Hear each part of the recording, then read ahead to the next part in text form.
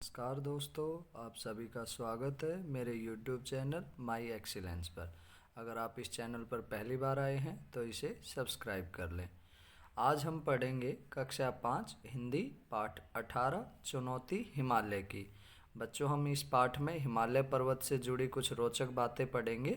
तो चलिए आज की वीडियो को शुरू कर लेते हैं।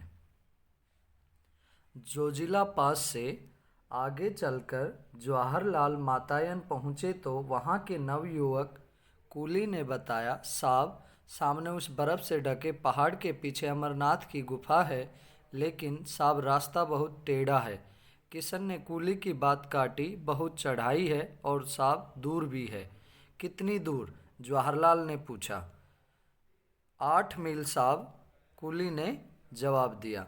बस, तब तो जरूर चलेंगे। जवाहरलाल ने अपने चचेरे भाई की ओर प्रसन्न सूचक दृष्टि डाली। दोनों कश्मीर घूमने निकले थे और जोजिला पास से होकर लद्दाखी इलाके की ओर चले आए थे। अब अमरनाथ जाने में क्या आपत्ति हो सकती थी? फिर जवाहरलाल रास्ते की मुश्किलों के बारे में सुनकर सफ़र के लिए और भी उत्सुक हो गए। कौन कौन चलेगा हमारे साथ?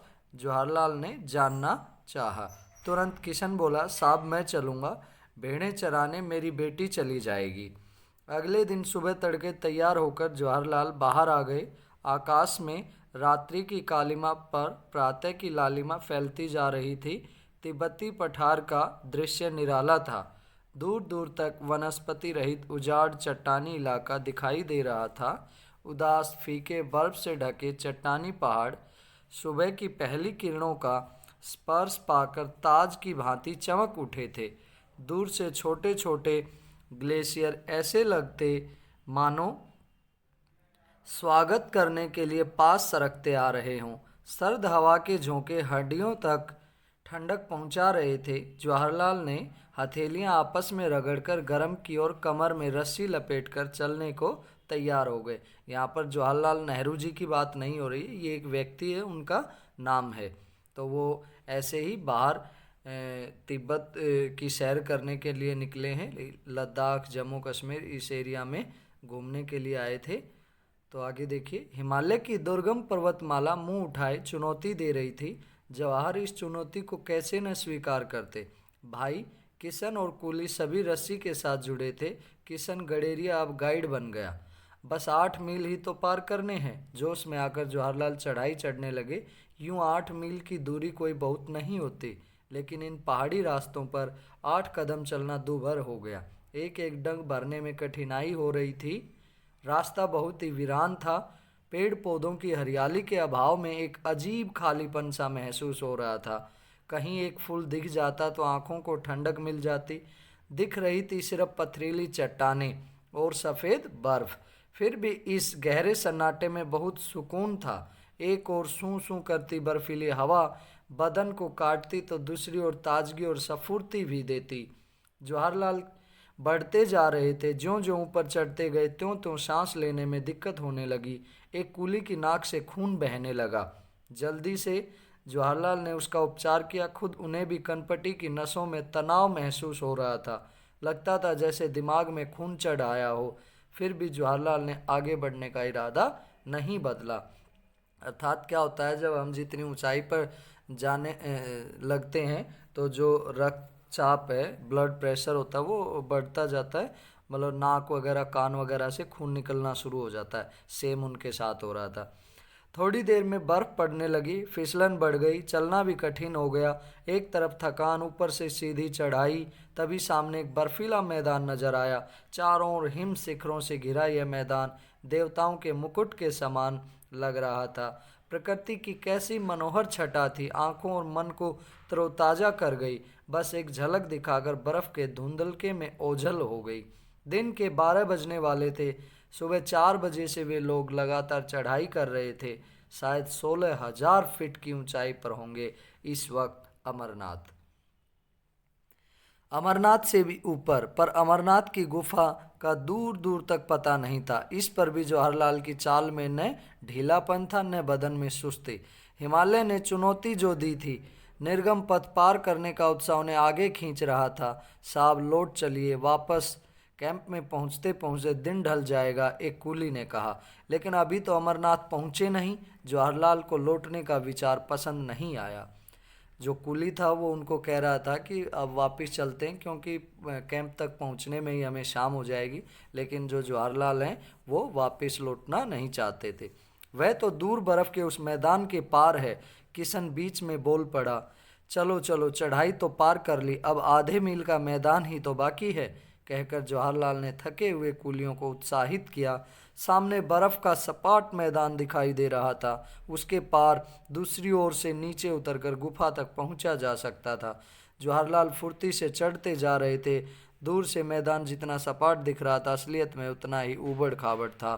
ताजी बर्फ ने ऊंची नीची चट्टानों को एक पतली चादर से ढककर एक समान कर दिया था। गहरी खाइयां भी गड्ढे बर्फ से ढके हुए थे और गजब की फिसलन भी थी। कभी पैर फिसलता और कभी बर्फ में पैर अंदर धंसता जाता। बहुत नाप नाप कर कदम रखने पड़ रहे थे। ये तो चढ़ाई से भी मुश्किल था, पर पर जवाहरलाल को मजा आ रहा था। तभी जवाहरलाल ने देखा सामने एक गहरी खाई मुंह फाड़े निगलने के लिए तैयार थी। अचानक उनका पैर फिसला, वे लड़खड़ाए और इससे पहले कि संभल पाए वे खाई में गिर पड़े। साहब गिर गए, किशन चीखा। जवाहर भाई की पुकार वादियों की शांति भंग कर गई। वे खाई की ओर तेजी से बढ़े। रस्सी से बंधे जवाहरलाल हवा में लटक रहे थे। उफ, कैसा झटका लगा! दोनों तरफ चट्टाने ही चट्टाने, नीचे गहरी खाई। जवाहरलाल कसकर रस्सी पकड़े थे, वही उनका एकमात्र सहारा था। जवाहर, ऊपर से भाई की पुकार सुनाई दी।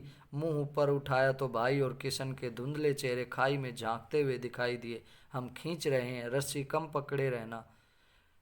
कस के पकड़े रहना, भाई ने हिदायत दी। जवाहरलाल जानते थे कि फिसलन के कारण यूं ऊपर खींच लेना आसान नहीं होगा। भाई, मैं चट्टान पर पैर जमा लूं, वह चिल्लाए। खाई की दीवारों से उनकी आवाज़ टकराकर दूर दूर तक गूंज गई। हल्की सी पेंग बड़ा जवाहरलाल ने खाई की दीवार से उभरी चट्टान को मजबूती से पकड़ लिया और पथरीले धरातल पर पैर जमा लिए। पैरों तले धरती के एहसास से जवाहरलाल की हिम्मत बढ़ गई। घबराना मत जवाहर, भाई की आवाज़ सुनाई दी। मैं बिल्कुल ठीक हूँ, कहकर जवाहरलाल मजबूती से रस्सी पकड़ एक एक कदम ऊपर की ओर बढ़ने लगे। कभी पैर फिसलता, कभी कोई हल्का फुल्का पत्थर पैरों के नीचे से सरक जाता तो वह मन ही मन कांप जाते और मजबूती से रस्सी पकड़ लेते। रस्सी से हथेलियां भी जैसे कटने लगी थी, पर जवाहरलाल ने उस तरफ ध्यान नहीं दिया। कूली और किशन उन्हें खींचकर बार बार ऊपर चढ़ने में मदद कर रहे थे। धीरे धीरे सरक कर किसी तरह जवाहरलाल ऊपर पहुंचे। मुड़कर ऊपर से नीचे देखा कि खाई इतनी गहरी थी कि कोई गिर जाए तो उसका पता भी न चले। शुक्र है भगवान का, भाई ने गहरी सांस ली। साहब, चोट तो नहीं आई? एक कुली ने पूछा। गर्दन हिला, कपड़े झाड़ जवाहरलाल फिर चलने को तैयार हो गए। इस हादसे से हल्का सा झटका जरूर लगा, फिर भी जोश ठंडा नहीं हुआ। वह अब भी आगे जाना चाहते थे। आगे चलकर इस तरह की गहरी और चौड़ी खाइयों की तादाद बहुत थी। खाइयां पार करने का उचित सामान भी तो नहीं था। निराश होकर जवाहरलाल को अमरनाथ तक का सफ़र अधूरा छोड़कर वापस लौटना पड़ा। अमरनाथ पहुंचने का सपना तो पूरा ना हो सका, पर हिमालय की ऊंचाइयां सदा जवाहरलाल को आकर्षित करती रही। तो बच्चों, ये था हमारा पाठ कि कैसे उन लोगों ने अमरनाथ की यात्रा को अधूरा ही छोड़ना पड़ा। जो रास्ता था इतना ऊबड़ खाबड़ था, इतनी कठिनाइयों से भरा पड़ा था। यह आप इसमें फ़ोटो में भी देख सकते हैं कितना ऊबड़ खाबड़ होता है, कैसे कभी ऊपर कभी नीचे ऐसे चढ़ते हुए जाना पड़ता। रास्ता बड़ा कठिनाइयों भरा था, तो इसलिए उनको आधे रास्ते से ही वापस से लौटना पड़ा। तो अब बच्चों, हम कुछ हिमालय की चोटियों के बारे में जानेंगे कि सबसे ऊंची चोटी, जो हिमालय पर्वत की सबसे ऊंची चोटी है वो माउंट एवरेस्ट है। और वो किस देश में है? नेपाल में है बच्चों, वो भारत देश में नहीं है। जो माउंट एवरेस्ट है हिमालय पर्वत की सबसे ऊंची चोटी है, जिसकी ऊंचाई 8,848 मीटर है। लेकिन मैं आपको अपडेट कर दूं कि अभी भी न्यूज़ में मैंने देखा था कि इसकी जो ऊंचाई है और भी 86 सेंटीमीटर बढ़ गई है। तो आज के दिन अगर हम इसे अपडेट करें तो इसकी ऊंचाई 8,848.86 मीटर बोलेंगे, मतलब 86 सेंटीमीटर और भी बढ़ गई है। तो फिर दूसरे नंबर पर जो सबसे ऊंची चोटी है वो है कंचनजुंगा, ये भारत में है। सबसे ऊंची चोटी तो नेपाल में 8,848, फिर कंचनजंगा जो चोटी 8,598 मीटर ऊंची वो भारत में है। फिर कुछ और भी हैं, मकालू, धौलागिरी, ये दोनों नेपाल में हैं। फिर नंगा पर्वत है वो भारत में है। मैं इसको आपको एक बार मैप से भी अच्छे से समझाऊंगा। एक बार अन्नपूर्णा नेपाल में है, ये नंदा देवी भारत में, कामेट, नामचा बरुआ ये भी भारत में ही है, गुरुला मंदाता ये नेपाल में है। तो आइए एक बार इसको मैप से भी अच्छे से समझ लेते हैं। ये देखो, ये आपको ग्रीन लाइन जो दिख रही है ये पूरी हिमालय पर्वत की श्रृंखला है। ये क्या है? पूरी हिमालय पर्वत की श्रृंखला है भाई। तो ये मैं यहाँ पे आपको टिक करके दिखाऊंगा बच्चों। तो यहाँ पे आप देख पाएंगे कि क्या है, ये देखो K2 कराकोरम, ये टिक लगा यहाँ पर हमारी लद्दाख में ऊपर। इधर क्या है? K2 कंचनजंगा कराकोरम जो है। फिर इधर जो ये पाकिस्तान बॉर्डर की तरफ है ये है यहाँ पे नंगा पर्वत, अभी आई थी ना ये चोटी, नंगा पर्वत लिख रखा है। और जो सबसे ऊंची चोटी है वो मैं आपको बता दूं बच्चों, ये जो नेपाल है, अभी देखो मैं टिक कर रहा हूँ 8,850, ये इधर तिब्बत, तिब्बत बॉर्डर पे नेपाल, तिब्बत और जो भारत का बॉर्डर है ये इधर 8,850, ये सबसे ऊंची चोटी है। ऐसे मत सोचिएगा ये जम्मू कश्मीर ऊंचा दिख रहा हमें, ये नहीं। जो वो चोटी है माउंट एवरेस्ट जो बोलते हैं हम हिमालय पर्वत की, वो कहाँ पर है? ये तिब्बत और नेपाल बॉर्डर पर है जो मैंने ये टिक किया। फिर ये इधर कंचनजंगा 8,598, ये यहाँ पर है। ये देखिए भारत नेपाल बॉर्डर पर, ये सिक्किम के आसपास दिखाई देगी आपको। और भी बहुत सारी जैसे नामचा बरुआ है, ये हमारे इधर अरुणाचल प्रदेश साइड दिखाई देगी आपको। और भी जो दूसरी हैं जैसे कैलाश पर्वत भी इसी उसमें आता है, मानसरोवर झील वगैरह है, ये सब भारत चाइना या तिब्बत के बॉर्डर पे है। तिब्बत आजकल चाइना का हिस्सा है, चाइना ने कब्जा रखा है तिब्बत को, तो ये उसी के उसमें बॉर्डर पे लगती हैं। तो ये देख सकते हैं, ये जो ग्रीन लाइन है ये मैं आपको सर्कल करके दिखाता हूँ, ये पूरी की पूरी आप देख सकते हैं हिमालय पर्वत की श्रृंखला बोलते हैं इसे, हिमालय पर्वत की श्रृंखला है ये पूरी की पूरी। आप समझ सकते हैं इसे।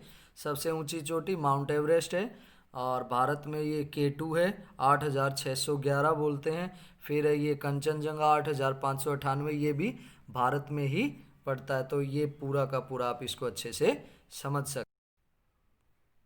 उम्मीद है बच्चों आपको ये वीडियो पसंद आया होगा। अगर आप इस चैनल पर पहली बार आए हैं तो इसे सब्सक्राइब करें और अपने दोस्तों में शेयर करें। धन्यवाद।